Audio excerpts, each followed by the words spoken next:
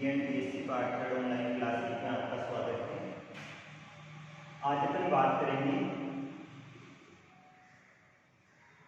ऊर्जा खनिज, यानी इनको ऊर्जा खनिज भी कहा जाता है और शक्ति खनिज भी कहा जाता है, या शक्ति संसाधन भी कहते हैं।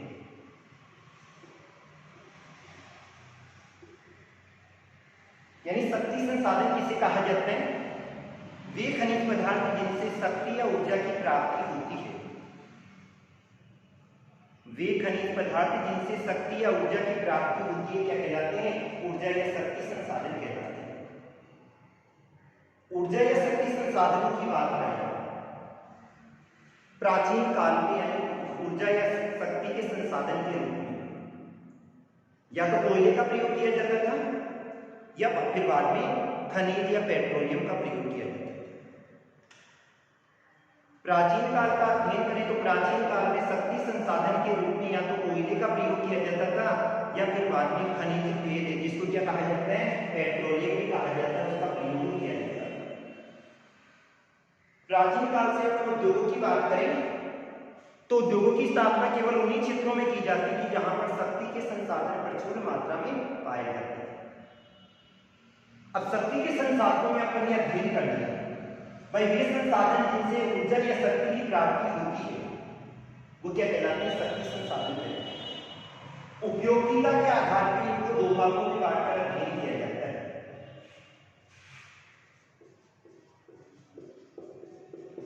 एक परंपरागत ऊर्जा संसाधन या स्रोत और दूसरा आता है गैर परंपरागत। दो भाग हो गए, एक परंपरागत हो गया और दूसरा कौन सा हो गया? गैर परंपरागत हो गया। परंपरागत ऊर्जा स्रोत किसे कहा जाता है? वे ऊर्जा संसाधन जिनका प्राचीन काल से उपयोग हो रहा है क्या कहलाते हैं? परंपरागत ऊर्जा संसाधन कहलाते हैं। वे ऊर्जा संसाधन जिनका प्राचीन काल से उपयोग हो रहा है क्या कहलाते हैं? परंपरागत ऊर्जा संसाधन कहलाते हैं। और गैर परंपरागत किसे कहेंगे? वे ऊर्जा संसाधन जिनका वर्तमान में उपयोग हो रहा है, जिनका अभी वर्तमान में उपयोग होने ही लगा है क्या कहलाते हैं? गैर परंपरागत ऊर्जा स्रोत कहलाते हैं। अब परंपरागत ऊर्जा स्रोतों की बात है तो इसमें अपन इसको लेते हैं कोयला और खनिज तेल।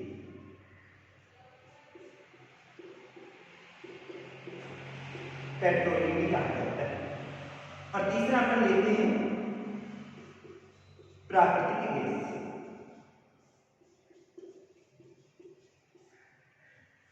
तीन मुख्य प्रकार हो गए, कोयला हो गया, खनिज तेल हो गया या पेट्रोलियम और प्राकृतिक गैस।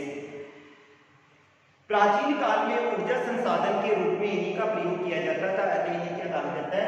परंपरागत ऊर्जा स्रोत कहा जाता है।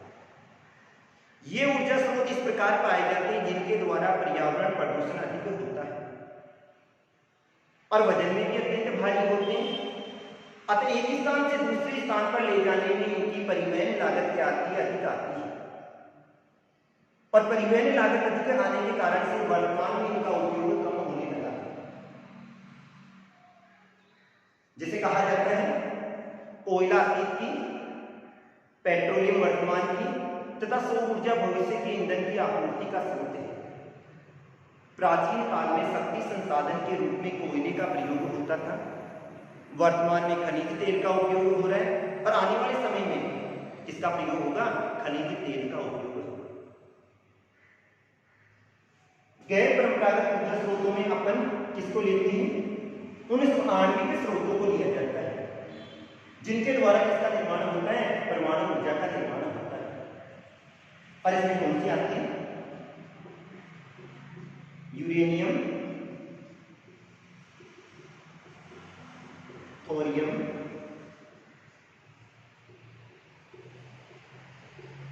इल्मेनाइट,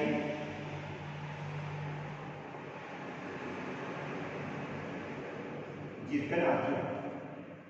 ये वाले तो अपने खनिज पदार्थों में लेते हैं और भारत में इन खनिजों की पर्याप्त मात्रा पाई जाती है। इन खनिजों की भारत में पर्याप्त मात्रा कहाँ पाई जाती है, तो सबसे अधिक केरल वाले क्षेत्र में पाई जाती है। और केरल में मोनोजाइट अधिक मात्रा में पाया जाता है, जिसे यूरेनियम और थोरियम जैसे खनिज पदार्थ प्राप्त किए जाते हैं। अत्यधिक मात्रा में ऊर्जा देने की कैपेसिटी पाई जाती है और नहीं किसी प्रकार का पर्यावरण प्रदूषण होता है। स्रोत का अध्ययन करें तो स्रोत के रूप में अपने आ जाएगा सौर ऊर्जा,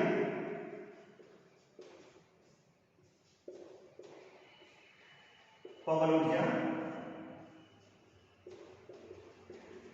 भूतापीय ऊर्जा, जवायु ऊर्जा, बायोगैस आदि आ जाती है। आने वाले समय में ऊर्जा के विकल्प के रूप में अपन इन्हीं का प्रयोग करेंगे, जिसमें सौर ऊर्जा, पवन ऊर्जा, इन दोनों का वर्तमान में उपयोग हो रहा है। और जैसे जैसे संसाधनों की कमी होती जाएगी, ऊर्जा की आवश्यकता की पूर्ति इन्हीं के द्वारा होगी। अब अपन सबसे पहले बात करते हैं कोयले की।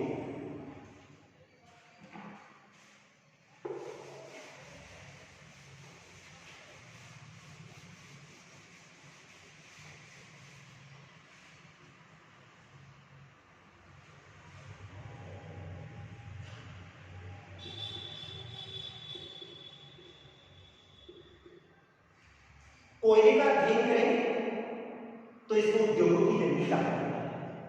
क्या कहा जाता है? उद्योगों की जननी। आज अपन देखते हैं जितने भी उद्योगों की स्थापना जिस भी क्षेत्र में हुई है, केवल उन्हीं क्षेत्रों में हुई है जहां पर कोयले के भंडार पर्याप्त मात्रा में पाए जाते हैं।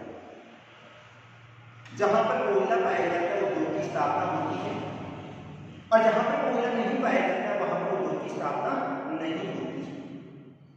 तो इसको उद्योगों की जननी कहा जाता है, क्योंकि ये वजन में अत्यंत भारी होता है और एक स्थान से दूसरे स्थान पर इसको ले जाने में परिवहन की लागत क्या आती है? अधिक आती है।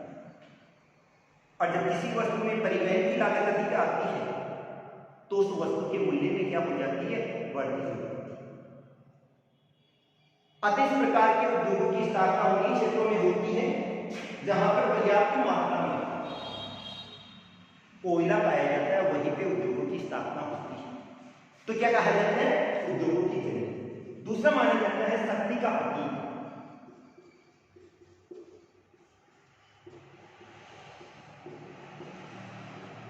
प्राचीन काल में शक्ति स्रोत के रूप में किसका प्रयोग किया जाता था? कोयले का ही प्रयोग किया जाता था। बाकी आविष्कार बाद में हुआ। अतः इसको क्या कहा जाता है? शक्ति का प्रतीक कहा जाता है। तो उद्योगों की जननी और शक्ति का प्रतीक माना जाने वाला कोयला कौन सी चट्टानों में पाया जाता है? अवसादी चट्टानों में पाया जाता है। कौन सी चट्टानों में पाया जाता है? अवसादी चट्टानों में पाया जाता है।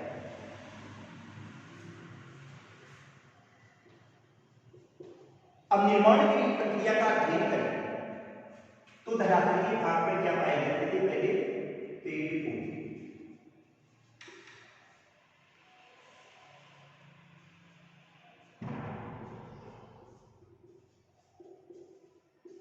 ये पेड़ पौधे धरातल के आंतरिक भाग में उथल पुथल हो गए, अर्थात नीचे चले गए। और जब ये वाले नीचे गए और जैसे ये वाले नीचे जाकर जम गए, पेड़ पौधे धरातल के ऊपरी भाग पर पाए जाते थे, धरातल ही उथल पुथल।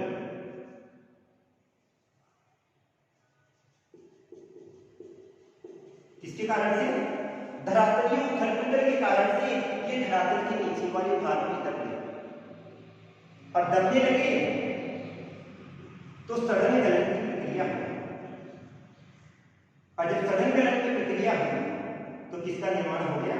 कोयले का निर्माण हो गया। ये सारा का सारा कौन से काल में हुआ था? कार्बोनिक तेरस में।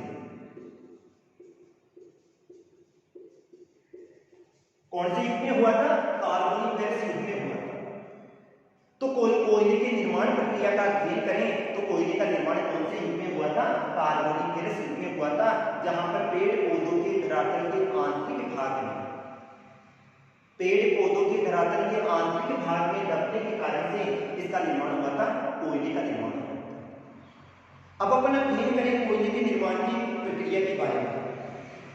तो पहला स्थान चीन का आता है पूरे विश्व में, सेकंड स्थान अमेरिका, और थर्ड स्थान किसका आता है? भारत का। आज भारत में सबसे अधिक जो उद्योगों की स्थापना हुई है वो किसके कारण से हुई है? कोयले के कारण से हुई है। लेकिन वजन में भारी होने के कारण से उद्योगों की स्थापना केवल कहां की जाती है? कोयला उत्पादन क्षेत्रों के आधार पर। अब इसके बाद में आती है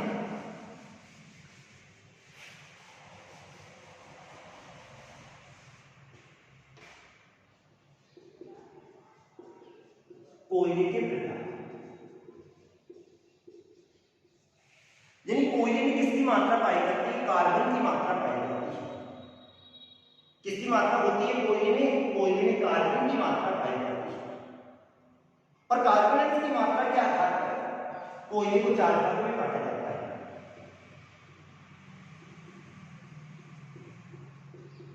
कौन कौन से 4 प्रकार हैं? एंथ्रेसाइट हो गया, बिटुमिनस हो गया,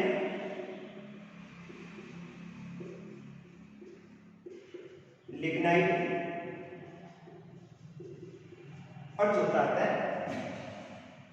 यानी कार्बन की मात्रा के आधार पर कोयले को 4 भागों में बांटा जाता है। और ये 4 प्रकार एंथ्रेसाइट है, बिटुमिनस है, लिग्नाइट है और पीट है। अब अपन बात करें कौन कौन से हो गए? एंथ्रेसाइट, बिटुमिनस, लिग्नाइट और पीट। ये किसके आधार पर बांटा गया? कार्बन अंश की मात्रा के आधार पर। इसमें कार्बन अंश की मात्रा 80 से 95% होती है। एंथ्रेसाइट में कार्बन अंश की मात्रा कितनी होती है? 80 से 95% होती है। इसमें 70 से 80, 60 से 70, और पीट जो कोयला होता है इसमें कार्बन अंश की मात्रा 60 से क्या होती है? कम होती है। तो कार्बन अंश की मात्रा के आधार पर कोयले को 4 भागों में बांटा जाता है। एंथ्रेसाइट है, बिटुमिनस है, लिग्नाइट है और पीट है। सबसे पहली बात आती है एंथ्रेसाइट। एंथ्रेसाइट में जो कार्बन अंश की मात्रा होती है, तो यानी कार्बन अंश की मात्रा के आधार पर 4 भागों में बांटा गया है। अब सबसे पहली बात करते हैं अपन एंथ्रेसाइट। एंथ्रेसाइट जो कोयला होता है उसमें कार्बन अंश की मात्रा कितनी होती है? 80 से लेकर 95%। सबसे उत्तम किस्म का कोयला है, और सबसे उत्तम किस्म का कोयला होने के कारण से इसमें कार्बन अंश की मात्रा क्या पाई जाती है? अधिक पाई जाती है। और इसमें नमी का अध्ययन करें तो नमी नहीं के बराबर होती है। 2 से लेकर 5% क्या पाई जाती है? नमी पाई जाती है। यह हमेशा नीली लोहे के साथ बनता है। नीली लोहा का मतलब हो जाता है जैसे जिस प्रकार से गैस जलती है वैसे ही जलता है, तो नीली लोहे के साथ ही जलता है। धुआं भी कम देता है और ताप अधिक देता है। न धुआं देता है, न राख देता है, ताप क्या देता है? अधिक देता है। तो एंथ्रेसाइट कोयला जिसमें कार्बन अंश की मात्रा 80 से 95% होती है, नमी केवल 2 से लेकर 5% होती है, यह हमेशा नीली लोहे के साथ जलता है, न धुआं देता है, न क्या देता है? ताप देता है। दूसरी बात आती है बिटुमिनस कोयला।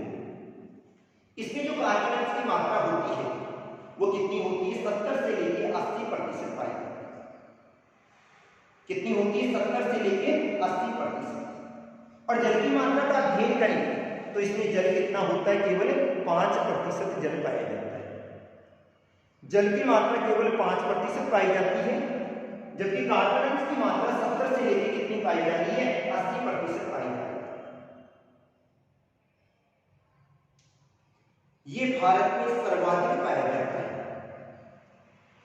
और जलने पर थोड़ी बहुत धुआं देता है और गोंडवाना काल की चट्टान में पाया जाता है।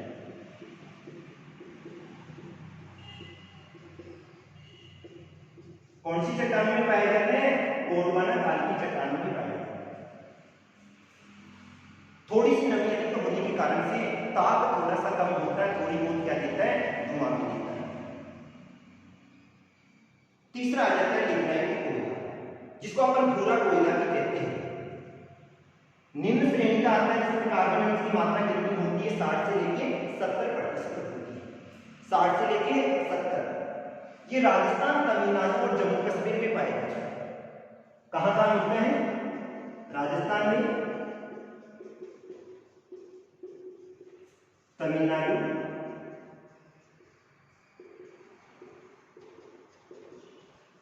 और जम्मू कश्मीर वाले क्षेत्र में पाया जाता है। ये वाला ताप कम देता है, राख अधिक देता है, धुआं भी क्या देता है, अधिक देता है। और तीसरा आ जाता है पीट कोयला, जिसमें कार्बन अंश की मात्रा केवल कितनी होती है, 60% से भी क्या पाई जाती है, कम पाई जाती है। अर्थात ये किसके समान होता है, लकड़ी के समान होता है। किसके समान होता है, लकड़ी के समान होता है, और लकड़ी के समान ही होता है। लकड़ी के समान चल रहा है, इसका मतलब क्या हो गया, ये धुआं भी अधिक देता है। क्या देता है, धुआं भी अधिक देता है, राख भी क्या देता है, अधिक देता है। ये सबसे घटिया किस्म का है, इस कारण से इसका महत्व क्या है, अधिक, कम है। सबसे घटिया किस्म का होने के कारण से इसका महत्व क्या पाया जाता है, कम पाया जाता है। अब भारत में कोयला उत्पादक क्षेत्रों की बात,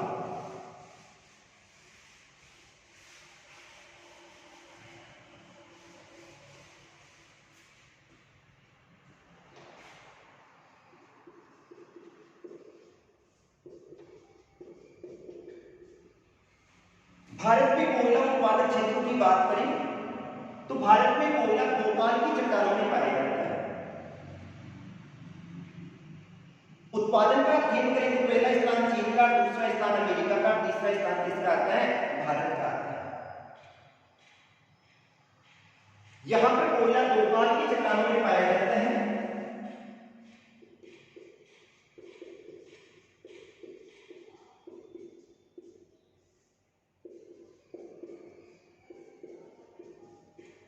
एक गोंडवाना काल की चट्टान है।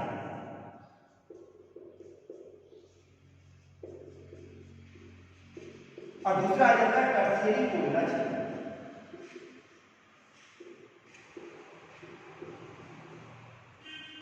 एक गोंडवाना कोयला क्षेत्र हो गया और दूसरा कौन सा हो गया, टर्शियरी कोयला क्षेत्र।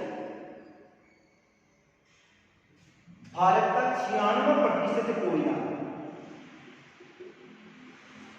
कितना, भारत का 96% कोयला कौन सी चट्टानों में पाया जाता है, गोंडवाना काल की चट्टानों में पाया जाता है।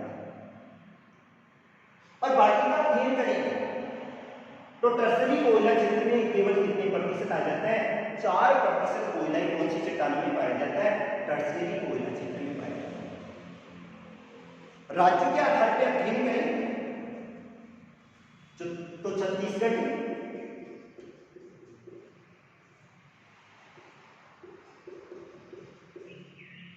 झारखंड,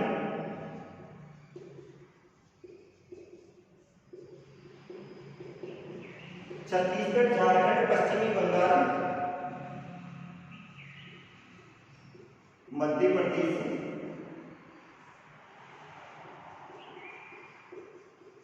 ओडिशा, तेलंगाना और आंध्र प्रदेश। राज्यों के आधार पर गोंडवाना काल की चट्टानों में कितना हो गया, 96 हो गया, 4% कहां पर हो गया, टर्शियरी काल की चट्टानों में।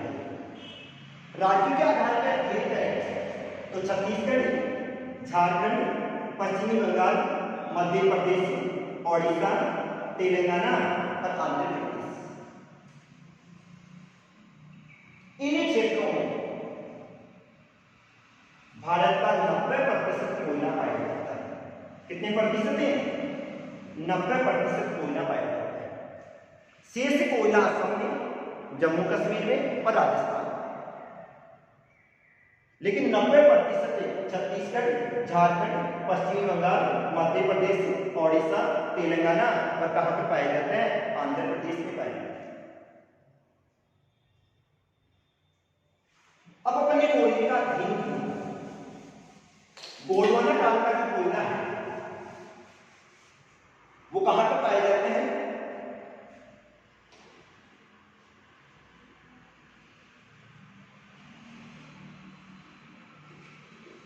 एक नंबर,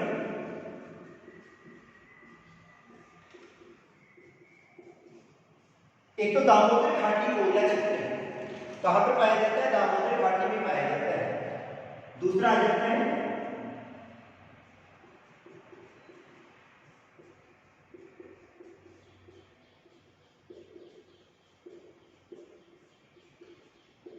दामोदर घाटी कोयला क्षेत्र हो गया, सोन घाटी कोयला क्षेत्र,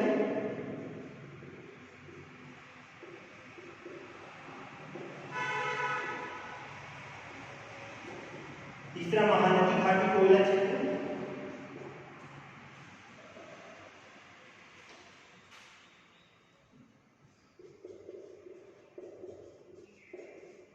गोदावरी घाटी कोयला क्षेत्र हो गया,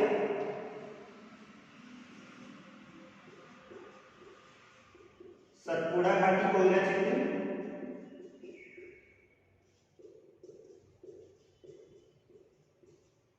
और छठा आ जाता है कानन घाटी कोयला क्षेत्र, वर्धा कानन घाटी वाला क्षेत्र आ जाता है। यहां पर ये क्षेत्रों में संपूर्ण भारत का 96% कोयला पाया जाता है। कितना? 96% कोयला पाया जाता है। अब सबसे पहली बात आती है दामोदर घाटी कोयला क्षेत्र। ये भारत का सबसे विशालतम कोयला क्षेत्र है, जहां पर भारत का कितने प्रतिशत कोयला प्राप्त होता है? 70% कोयला प्राप्त होता है। कितना? 70%। और इसमें कौन कौन से क्षेत्र आते हैं? रानीगंज आ जाएगा, झरिया आ जाएगा, बोकारो, गिरिडीह है और करणपुर वाला क्षेत्र आ जाता है। दामोदर घाटी कोयला क्षेत्र जो कि भारत का सबसे महत्वपूर्ण कोयला क्षेत्र है, भारत का 70% कोयला यहीं पर पाया जाता है। और इसमें मुख्य क्षेत्र रानीगंज आता है, झरिया, बोकारो, गिरिडीह वाला क्षेत्र आ जाता है और करणपुरा वाला क्षेत्र आ जाता है। पश्चिमी बंगाल का सबसे महत्वपूर्ण जो क्षेत्र है वो कौन सा है? रानीगंज है। और ये कहां पर स्थित है? पश्चिमी बंगाल में स्थित है। कहां पर स्थित है? पश्चिमी बंगाल में स्थित है। इस अकेले क्षेत्र में भारत का 35% कोयला पाया जाता है। कितने प्रतिशत है? 35% कोयला अकेले इसी क्षेत्र से प्राप्त होता है। दूसरा आ जाता है झरिया। ये झारखंड का सबसे महत्वपूर्ण कोयला क्षेत्र है। किसका? झारखंड का सबसे महत्वपूर्ण कोयला क्षेत्र है। और यहां पर भारत का 90% कौन सा? कोकिंग कोयला प्राप्त होता है। गिरिडीह है, ये भी किसमें आ जाएगा? झारखंड में आता है। और इससे स्टीम कोक तैयार की जाती है। कोयले का जो चूर्ण होता है वैसा पदार्थ तैयार किया जाता है। बोकारो क्षेत्र का अध्ययन करें तो बोकारो कहां पर स्थित है? हजारीबाग क्षेत्र में स्थित है। इन क्षेत्रों का अध्ययन करें तो इन क्षेत्रों में सर्वाधिक कोयला पाया जाता है। और सर्वाधिक कोयला मिलने के कारण से लौह इस्पात उद्योगों की स्थापना भी कौन से क्षेत्रों में हुई है? इन्हीं क्षेत्रों में हुई। तो आज अपन अध्ययन करें भारत के सर्वाधिक लौह इस्पात के जो कारखाने हैं वो कौन से क्षेत्र में स्थित है? दामोदर घाटी कोयला क्षेत्र में। दूसरा आ जाता है सोन घाटी कोयला क्षेत्र। इसमें कौन कौन से क्षेत्र आते हैं? उमरिया आ जाएगा, सोहागपुर आ जाएगा,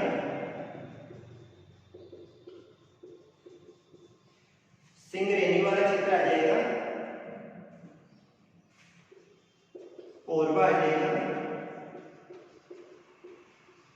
कोरबा के साथ में कौन सा क्षेत्र आ जाएगा, सनहटी क्षेत्र आ जाएगा। ये तो किसके हैं, मध्य प्रदेश के, किसके हैं, मध्य प्रदेश। और ये वाले हैं छत्तीसगढ़ के। तो इसमें दोनों क्षेत्र आते हैं, मध्य प्रदेश भी आता है और छत्तीसगढ़ भी आता है। इन क्षेत्रों में जो कोयला पाया जाता है उसमें नमी की मात्रा कितनी होती है, 10 से लेकर 12% क्या पाई जाती है, नमी की मात्रा पाई जाती है। तीसरा आ जाता है महानदी घाटी के कोयला क्षेत्र। इसमें तलचर आ जाएगा, संबलपुर। ये दोनों क्षेत्र तो किसके हैं, उड़ीसा के हैं। उड़ीसा या उड़ीसा एक ही बात है। तो तलचर आ जाएगा, संबलपुर आ जाएगा, जो कि कहां के हैं, उड़ीसा के। इसके अलावा कोरबा, सनहट, झिलमिली ये वाले क्षेत्र आ जाएंगे, ये भी इसके अंतर्गत आते हैं। तीसरा आता है गोदावरी, और गोदावरी वाले क्षेत्रों में कौन सा आता है, महाराष्ट्र। और महाराष्ट्र का मुख्य क्षेत्र आता है चांदा, जिसको वर्तमान में क्या कहा जाता है, चंद्रपुर कहा जाता है। क्या कहा जाता है, चंद्रपुर कहा जाता है, ये मुख्य क्षेत्र है। इसके अलावा लालपुर आ जाएगा, बलौरा आ जाएगा, यवतमाल आ जाएगा, नागपुर जिला आ जाएगा। इसके बाद में आता है सतपुड़ा। सतपुड़ा कोयला क्षेत्र, इसमें मध्य प्रदेश भी लेते हैं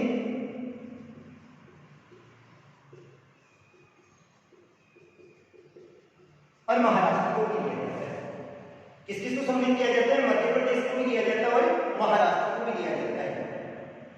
यहां का मुख्य क्षेत्र है महोपानी और बाराकार है। कौन सा, महोपानी और बाराकार है। कानन घाटी में कौन सा है ना, पंचवटी क्षेत्र। ये वाला जो क्षेत्र है कहां से फैला है, छिंदवाड़ा से। कहां तक फैला हुआ है, कानन घाटी तक फैला हुआ है। तो ये वाली स्थिति अपने कौन से, गोंडवाना काल के कोयला क्षेत्र। दूसरी बात आती है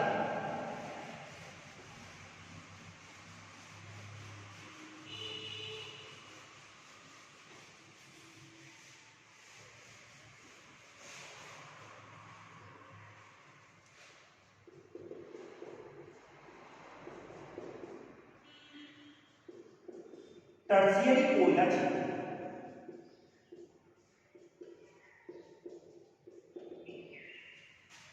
अपन टर्शियरी कोयला क्षेत्र का अध्ययन करें तो ये कहां पर पाया जाता है, टर्शियरी चट्टानों में पाया जाता है।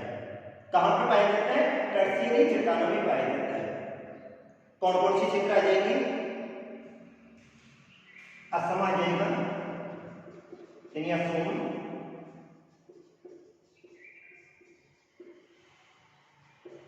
जम्मू कश्मीर, राजस्थान और कौन सा आ जाएगा, तमिलनाडु वाला क्षेत्र। यानी इसमें कौन कौन से क्षेत्र आते हैं, असम आता है, जम्मू कश्मीर आता है, राजस्थान आता है और तमिलनाडु वाले क्षेत्र आते हैं। यहां पर कौन सा कोयला निकलता है, तो यहां पर घटिया किस्म का, कौन सा, घटिया किस्म का लिग्नाइट या भूरा कोयला निकलता है।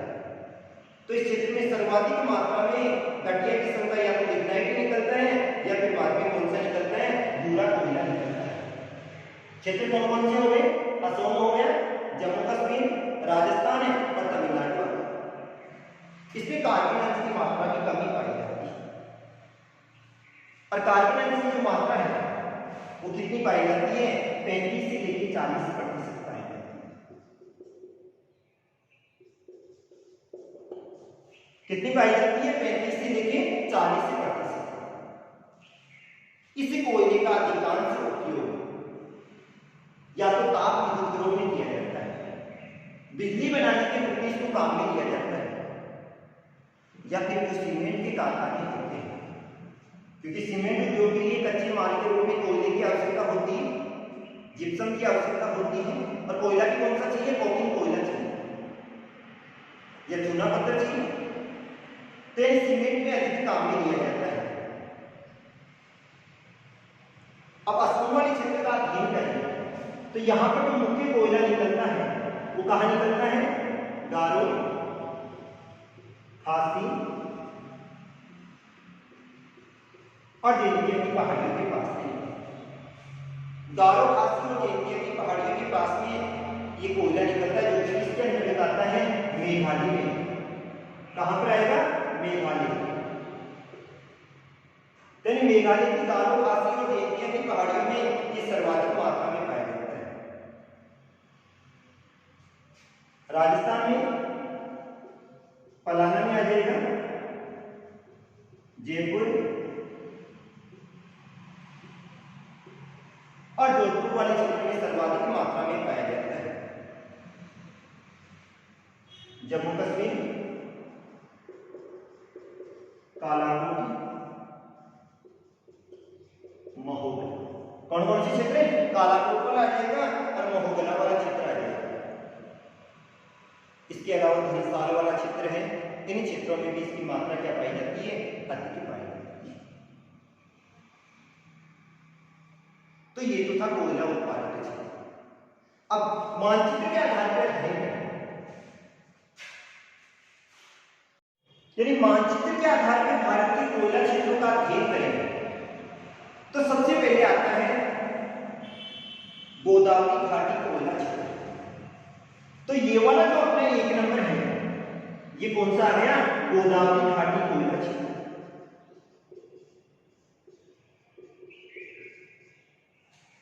इस क्षेत्र में कोयले के पर्याप्त भंडार पाए जाते हैं। दूसरा आ जाता है ब्राह्मणी घाटी कोयला क्षेत्र।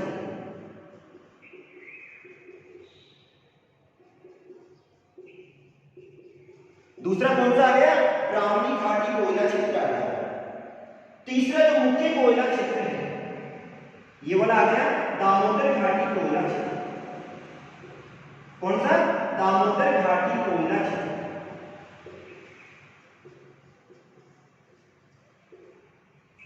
भाई दामोदर घाटी वाले क्षेत्र में भी कोयले के भंडार है, वो किसमें पाए जाते हैं, पर्याप्त मात्रा में पाए जाते हैं।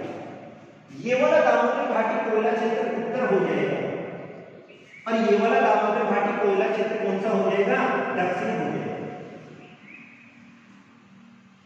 तीसरा तो दामोदर घाटी कोयला क्षेत्र उत्तर हो जाएगा और चौथा दामोदर घाटी कोयला क्षेत्र दक्षिण हो जाएगा। पांचवा भी दामोदर घाटी का आता है, ये उत्तर दक्षिण वाला क्षेत्र हो जाएगा। कौन सा हो जाएगा, उत्तर दक्षिण हो जाएगा। छठा आ जाएगा सोन घाटी। कौन सा, सोन घाटी। सातवां छत्तीसगढ़ के कोयला क्षेत्र, यानी कहां पर पाया जाते हैं, छत्तीसगढ़ वाले क्षेत्र में पाया जाता है। आठवां अपना सतपुड़ा आ जाएगा। कौन सा, सतपुड़ा कोयला क्षेत्र।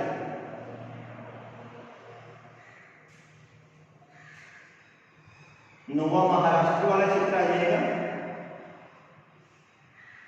यानी महाराष्ट्र वाले क्षेत्र में पर्याप्त मात्रा में कोयले के भंडार पाए जाते हैं। तो नौवां आ गया, महाराष्ट्र आ गया, जिसको वर्धा घाटी क्षेत्र भी कहा जाता है। 10वां दार्जिलिंग वाला क्षेत्र आ गया। 11वां कौन सा आ जाता है, इथला घाटी क्षेत्र आ जाता है, जहां पे कोयला पाया जाता है। 12वां ऊपरी असम वाला क्षेत्र आ जाता है। 13वां गारो, खासी और जैंतिया, 3 पहाड़ियां हैं जिनमें गारो पहाड़ी आ जाती है। 14वां खासी पहाड़ी आ जाती है और 15वां आ जाती है जैंतिया। तो ये तीनों पहाड़ी क्षेत्र कौन कौन से हैं, गारो, खासी और जैंतिया की पहाड़ियां हैं। तो ये वाले इसके अंतर्गत आ जाते हैं। आज के लिए इतना ही, थैंक यू।